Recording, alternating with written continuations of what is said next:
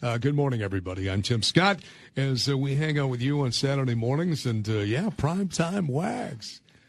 You know, just like that Major League debut, you stepped up and just focused, and you nailed it, my friend. Sounded good this week, was it? No, Luddy did not hit this no cough button. I didn't drop any F-bombs. I was clean.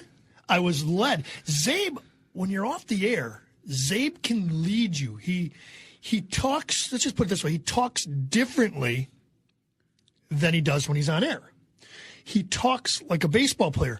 So I get caught up into the baseball talk, Jim Leland talk, whatever you want to say. Yeah. And then we come back on, and I got to tone it back. He's a professional. He tones it back. I catch myself going, yeah. And then I think the line was, here's a story I don't know if I can share on the radio. and Zabe's rebuttal of, yeah, I think we need more stories that are like that we start can't with. share, Or I like stories that start with, we shouldn't talk about this on air. Right. And then you see him on the screen, and he's like this.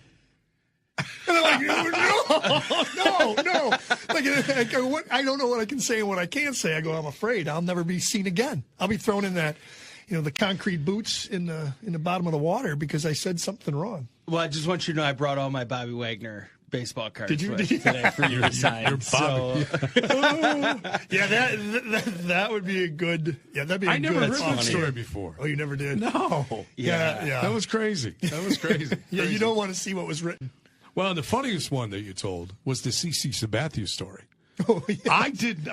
That was a Wags nugget I had never heard you tell before. Yeah. I didn't know you were there when he started. Yeah, so I don't know if you heard this task. So I get there, and CC Sabathia, the Baseball Hall of Fame announcement was just, this week. And I'm in there running in spring training. We're down in Winter Haven, Florida, my first year in Cleveland. I know some of the veterans. I've been around for a while. I'm running. I go, who is that? Guy looked like Shaq. Yeah. I'm like, who is this guy? 6'10", 350 pounds. They go, that's our number one draft pick. I go, for what? For what is he? Is he an anchor for playing a left tackle or what? Yeah, exactly. I go, where is he? I go, that's a wasted draft pick. That's the reason why Paul Wagner is still in Wisconsin, not scouting talent, because he goes on to be a Hall of Famer. Yeah. So I've got to ask you. You also mentioned in that story that Dwight Gooden was on the roster. Yes. So now, what was it like? Because this is now almost three strikes, Dwight, at that point. What was left of Dwight Gooden when you worked with him? As a person, he's probably one of the nicest guys I've ever met. Right. Really good. I don't know if he knew exactly what he knew of me, but he didn't really know, let's put it simply, how unsuccessful my career was, because he pulls up in this BMW. Him and Robbie Alomar buy these V12 these new BMWs, long, like 850s. I'm going to say an 851 Beamer. He goes, yeah, we're running in the outfield. He goes, I don't like it. I can't. I go, yeah, well, whatever. Just listen. He goes, hey, you want to buy it? I'll buy it. I go, oh, yeah. I go, bro, the car's about $120,000. I go, how much you think I make? Yeah. He goes, well, we can work it out. I go, work it out? I've got to work a lot to make $120,000. If I make the roster, that's a good place to start, right? Oh, but no, funny. great individual. He came out with his book. I can picture it, a red cover. He autographed a few copies for me. I handed them out to a couple buddies back home. But, a lot of players get labeled. Obviously, the success he had as an 18-year-old kid in New York City, winning 20 games, Cy Young. I can only imagine. I always compare that to guys that make $25 million, and they say, yeah, he makes $25 million a year, but gosh, he's not a nice guy. I go, it's tough. You put $25 million, and we talked about this a little bit in the parking lot the other day. You put $25 million in someone's pocket, you don't know how it's going to change them. And, Doc Gooden grew up hard, fast, and quick in New York.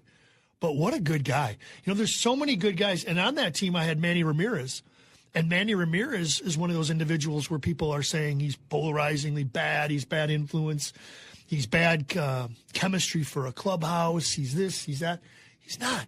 Manny Ramirez is a great guy. He's just misunderstood. He's just not very smart. Like, who wears earbuds in the outfield? Common sense is not his forte. Yes, but he's not a bad individual. I mean, he's like, now, Barry Bonds, on the other hand, was Albert Bell still there? Albert was gone. Okay. Because everything you heard about that dude was not good. Yeah, I never met him. I do remember. It's funny we're going on this. We'll go real quick. Pitching against him, I'm with the Mets, and he's batting. We're down in, I believe they were in Fort Lauderdale at the time, and he's playing for the Baltimore Orioles. And I'm pitching this one game. This is right before we were going to go to Japan. This was in 2000 or 2001, and this is when I blew out my shoulder.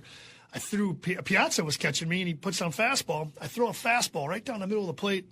He pops it straight up in the air, and he slams his bat down, and he goes, "Wags, throw me a effing fastball." I'm like, oh, my gosh. It was a fastball. Came in so slow. It was a changeup. I got him out. My arm's dead. Next thing you know, I'm on a plane to New York getting surgery on my shoulder. Oh, man. Oh, that's funny. So who was, since we went down this road to begin this segment, so who was the one player, or maybe there's more than one, that what the public perceived them to be is not who they actually were based upon your time around them?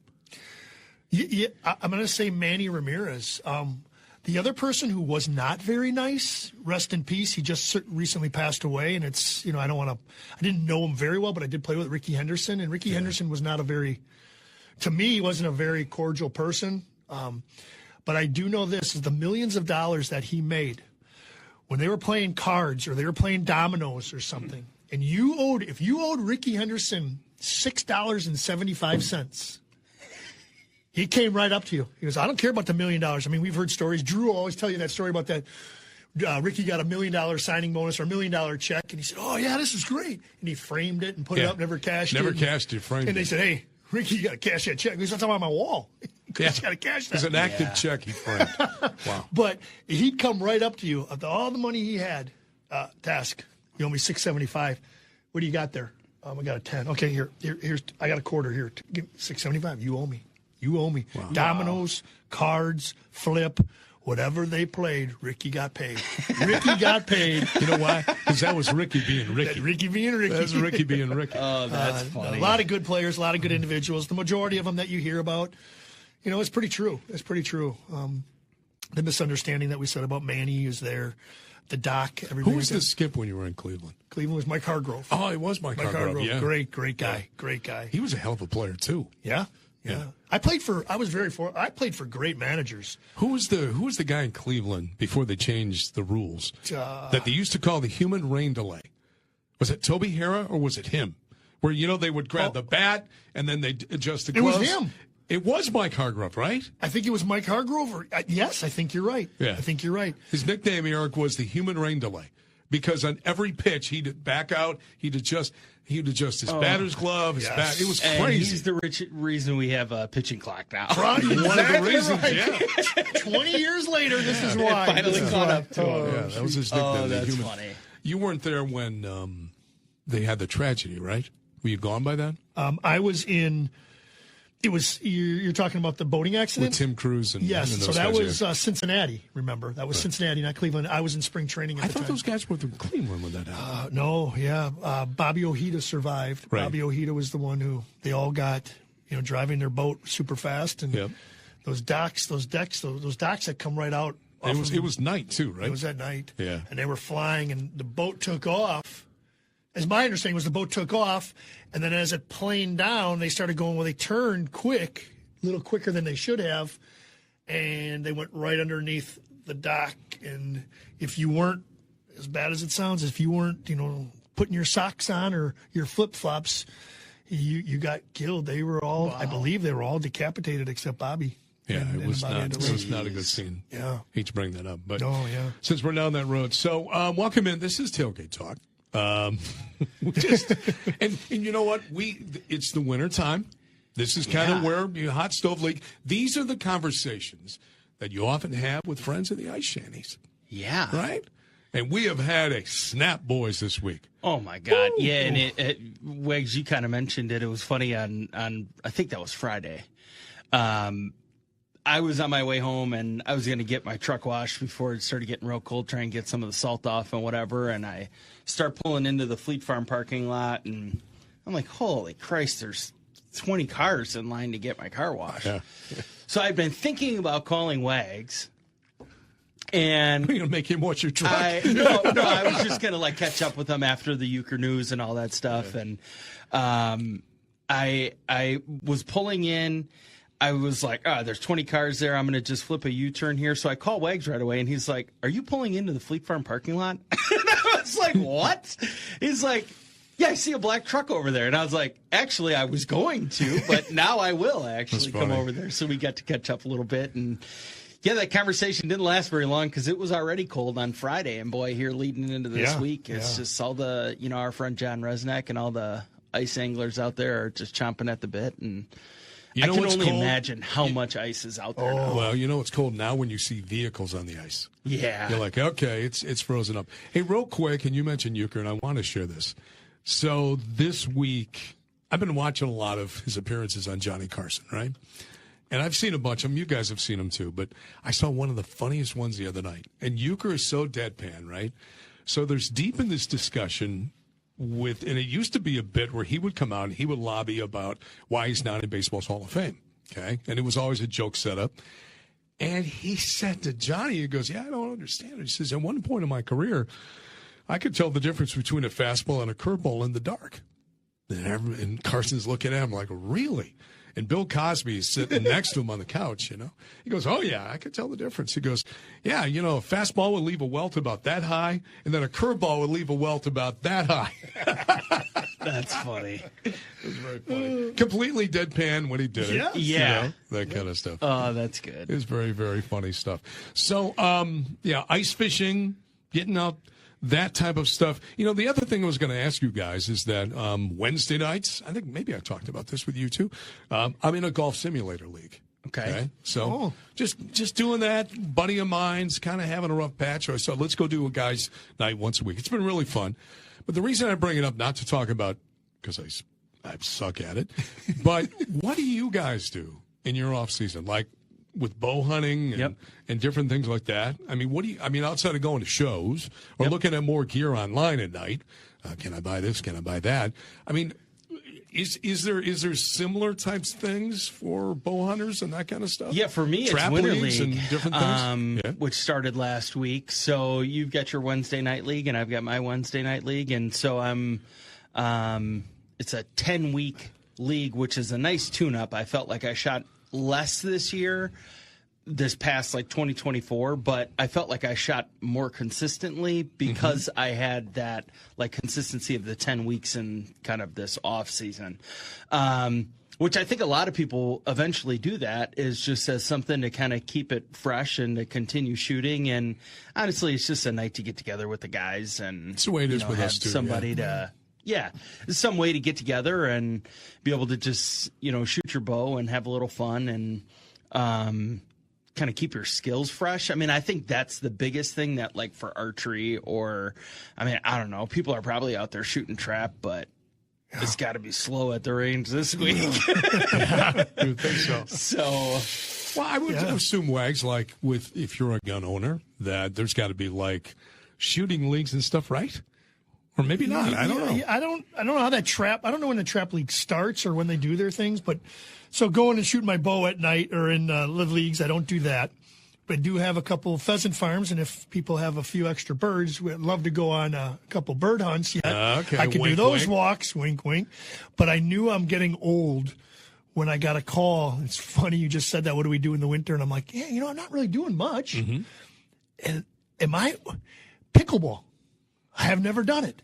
I've never done pickleball. And I'm like, thought it was for 90-year-olds.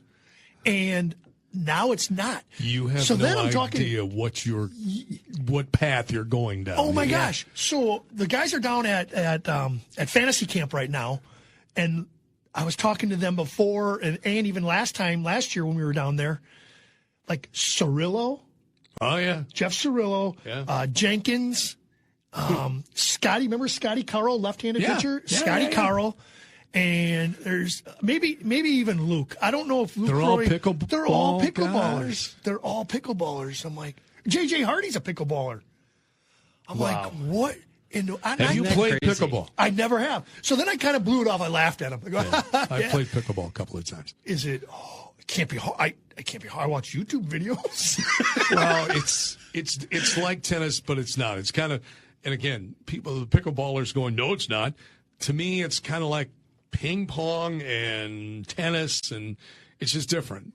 Yeah, because the ball's not as responsive, right? It's not like a soft tennis ball. And it's a scaled-down court, but it is wild. Yes. Just how many people have taken to this. Yeah. I mean, I know I have friends of mine that, I mean, it's like a religion to them.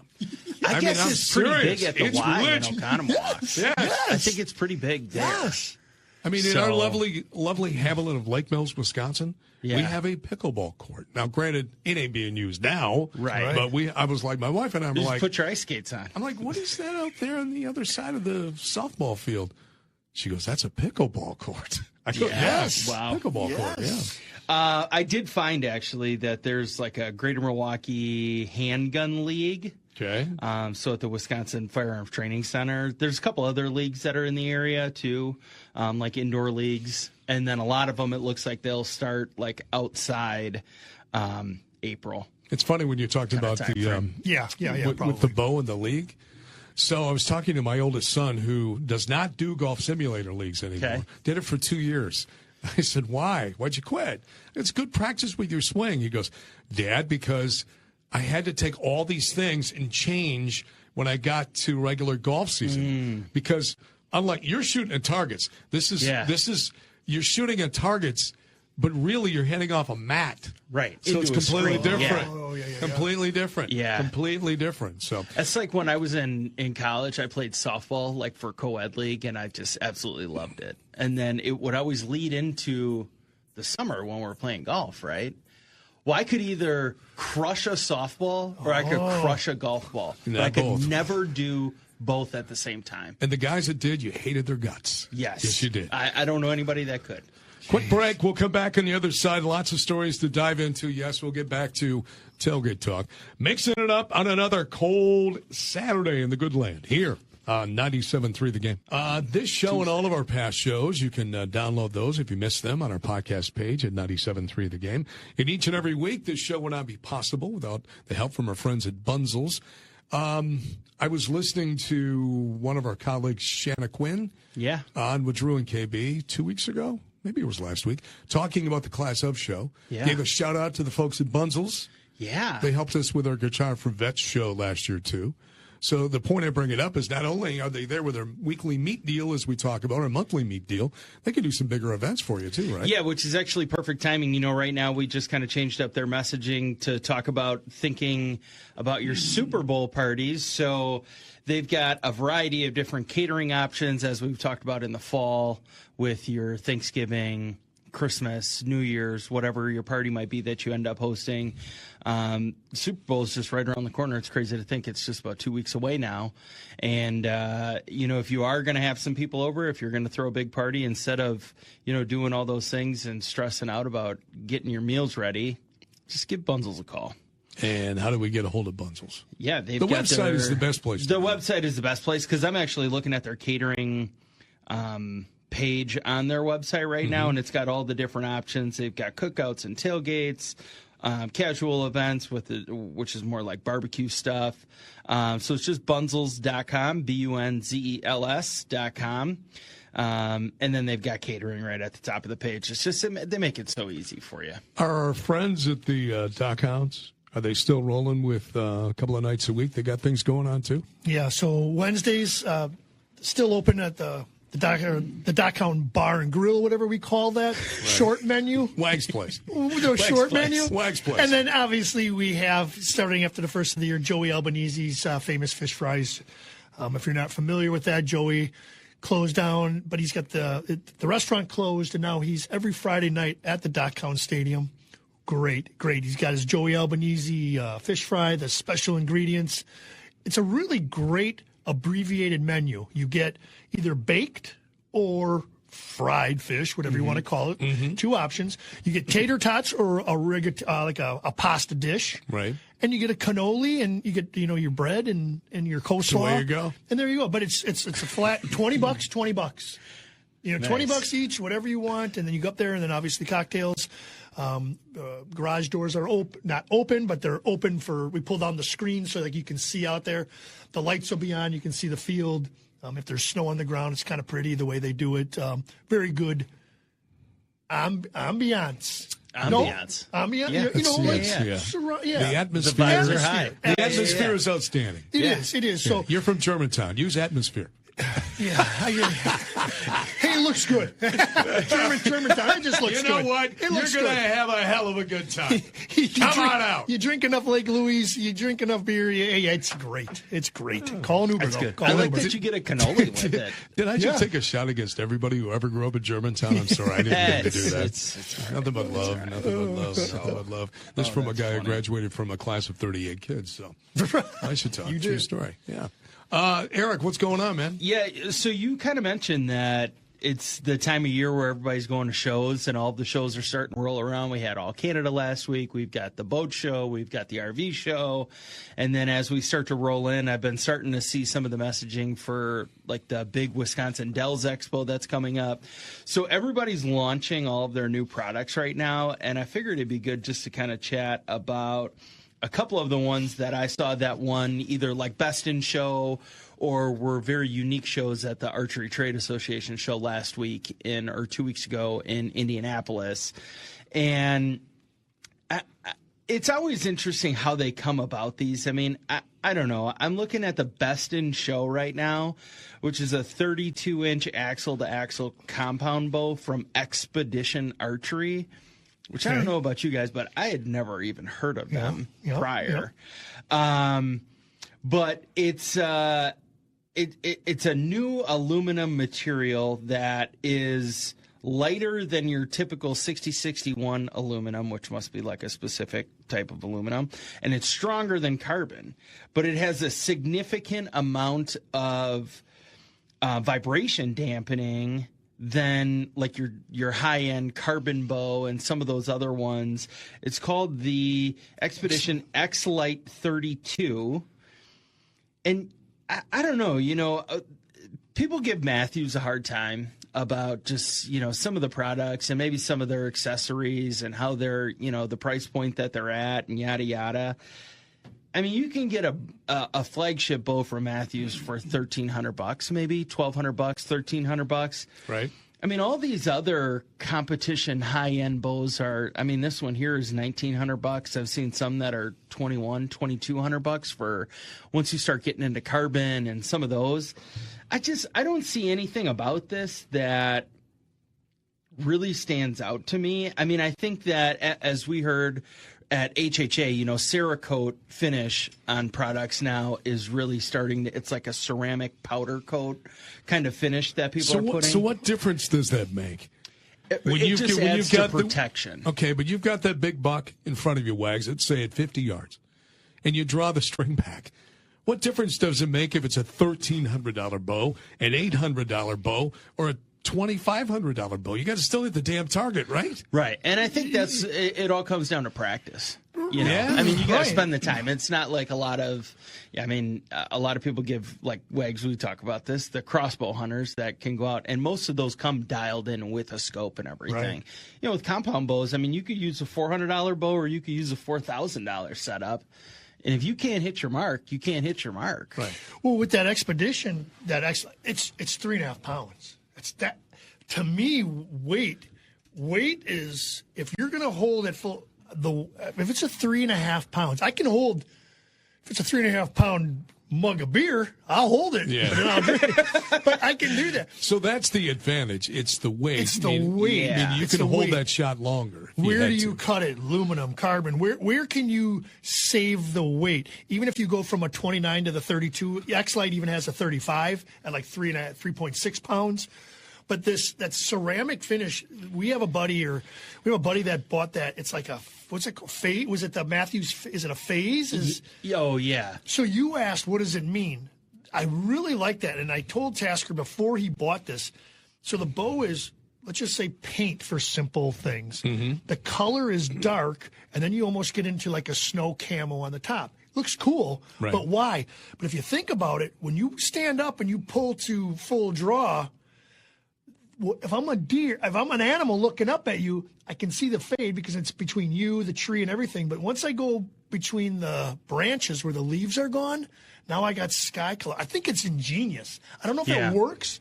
I don't know if Patty's gonna be able to shoot a deer or not. I can't answer that one, but it sure looks good. It sure makes sense to me, a dummy. Yeah. You know? Yeah, and I think that's like a big trend. I mean, a lot of people are starting to do that, or they're doing different top and bottom limb colors or whatever, just trying to blend in. But it makes sense because if you figure, I mean, that bow might be right in front of you, but it's still going to be a different object. So unless everything's kind of matching, and then you stand up, then you've got a black sight that is on there that stands out. Yeah. You've got your rest. You've got a lot of different things. So I think it's cool though. So then all of a sudden, if you look into the sky and you're looking up there, and then all of a sudden, I'm not animal, I don't know what color is like. All of a sudden, you see something different, and you see this. Whoa, wait a minute. That's supposed to be blue sky, or that's supposed to be this. And now there's something there. Yeah. Yeah, and then you were asking about the Cerakote. So it's this like powdered, I think it's a powdered ceramic coating that just adds durability to the finish.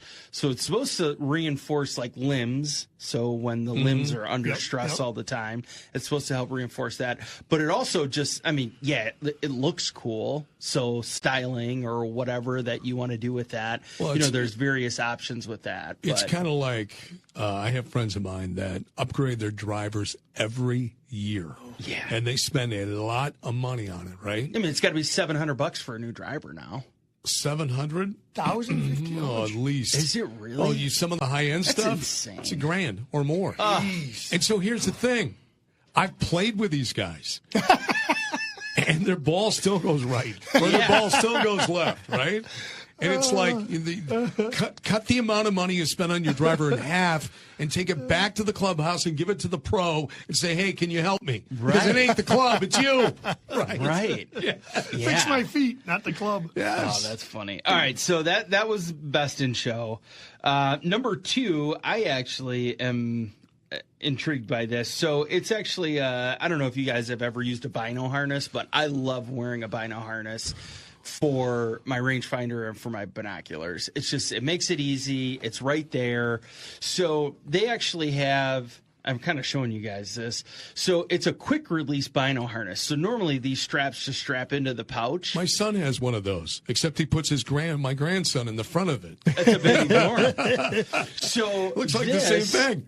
Actually has quick release, just snaps, buckles, so that you can pull the bino pouch off of there, and say you are just going to shoot at the range, or you're not necessarily walking around, or you're not doing an outdoor course, or you're not in the woods. It makes it easy, and then you can kind of build your own system. It's from Striver Gear, priced really appropriately compared to a lot of the other ones.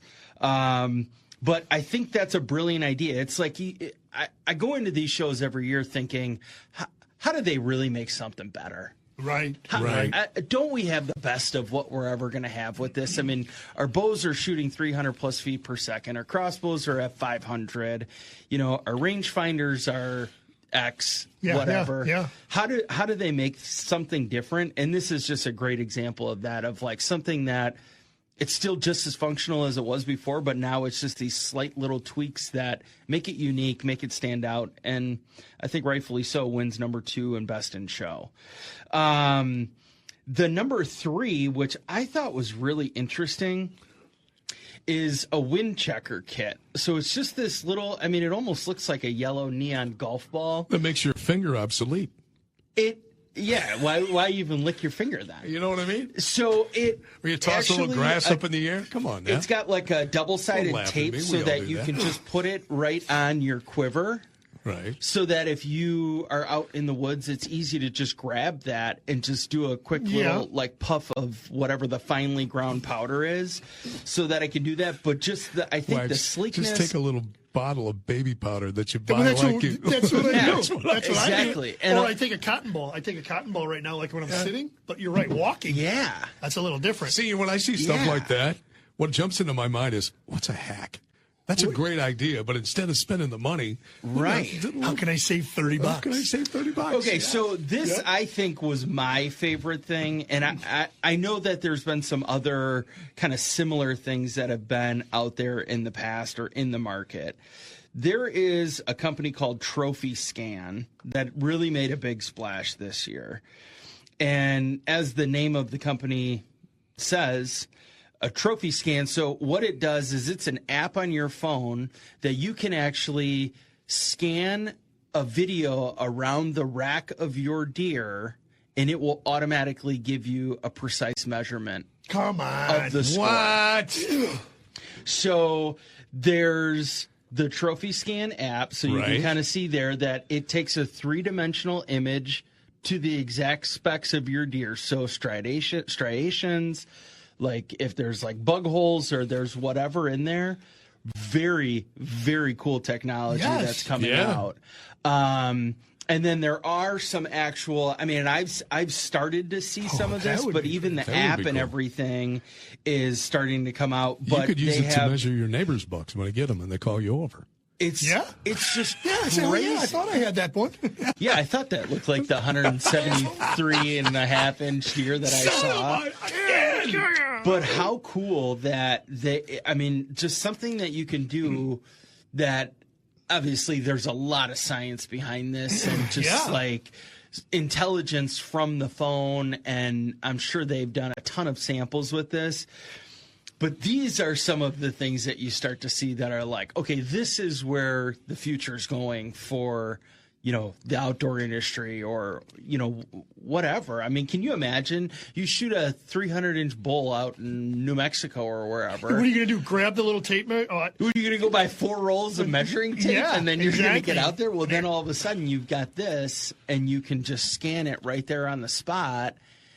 And I haven't looked into a ton of like the reviews or anything because it's so new, but I mean, I've seen some videos and a lot of people are very impressed with At this. first, I thought when you said it, scan. I'm like, oh no, don't tell me. So this buck walks out, and I pull up my phone and I go, okay, should I shoot him? Stand still. It's 148 incher. Okay, let's get him. Yeah. I didn't know. I mean, No. now, I figured it out. Yeah. You know what so I'm now waiting it makes for? sense. And maybe it's out there already, but I'm calling it game tracker technology. I mean, we live in a GPS world, right? Right. Like, for example, my father-in-law, he's older, and he would go out to Montana, and they would go up in the hills, right? And he was up there with a buddy, same age. They were probably in the early 70s, and they got lost. They did not have GPS. And they're like, well, we know where we're going. We've been hunting out here in Montana, blah, blah, blah. No, I'm sorry, not Montana, Wyoming. They're way up in the hills, right? Yeah. And so a buddy of mine I was telling him the story a couple of weeks ago, and he said, why didn't you have GPS? Why didn't you have like a pocket GPS to help you get out, right? For me, Game Tracker is that there's going to be a point where we join something online. You pay a membership, right? Okay. And you walk into a plot of land, and it will tell you exactly where the deer are at that moment, or it will tell you there is no deer here. What? Yeah, I feel like that would be. I think that would be like unfair chase. Well, of think animals then. about it for a moment now, right? When you fish, when you put in a depth finder, if you put in Vexilar, Yeah. that will tell you if there's fish there. Right. So why would this be any different now? They've already banned drones and all this other stuff because Right. with a drone, you could get above and you could scan this thing. But to me, I think, and again, do I like it? No, and maybe I'm far-fetched. Yeah. I didn't have too much coffee this morning. But I'm just thinking, why isn't that next? Where you can go into a property, and let's say you have 400 acres, right? Okay, if you have 400 acres, you're going to, maybe I think this is where the deer are going to be because based upon what you've seen, right? You've spent time in the woods and you look at trails and you look at vegetation and, you know, maybe you put out your salt blocks and you do all kinds of different things to attract deer, right?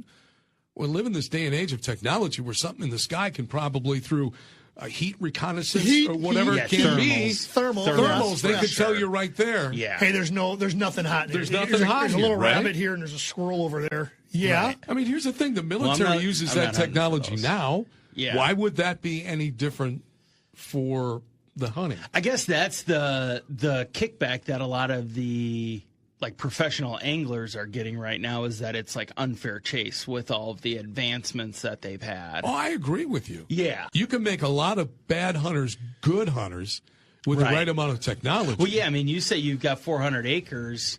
If you're in a remote area, what's to say you don't just fly a thermal drone up and That's what fly that's over what your I'm saying. property and say, oh, yeah, well, I'm going to go to stand 6 today. Yeah, let's, 'cause I see should we go deer. out hunting today? Should we go out hunting? Let's go see this. Oh, there's nothing here. Nothing coming in. Hey, let's wait. Let's check every hour on the air. Hey, there's some animals moving in the northeast. Well, okay. I mean, Sit there and have your breakfast tacos and go out when it's convenient. So with trail cam technology, okay, you can watch it live, correct? Yes. Some of them have like an on-demand function. There are some that have a live they're time feed. stamped, right? Yes. Okay. So if they're time stamping these things, and you see consistently in the same area via your trail cams, right, that at 7:30 in the morning, this buck and 2 bucks and 4 does come to the same spot. Every day you see this for a week.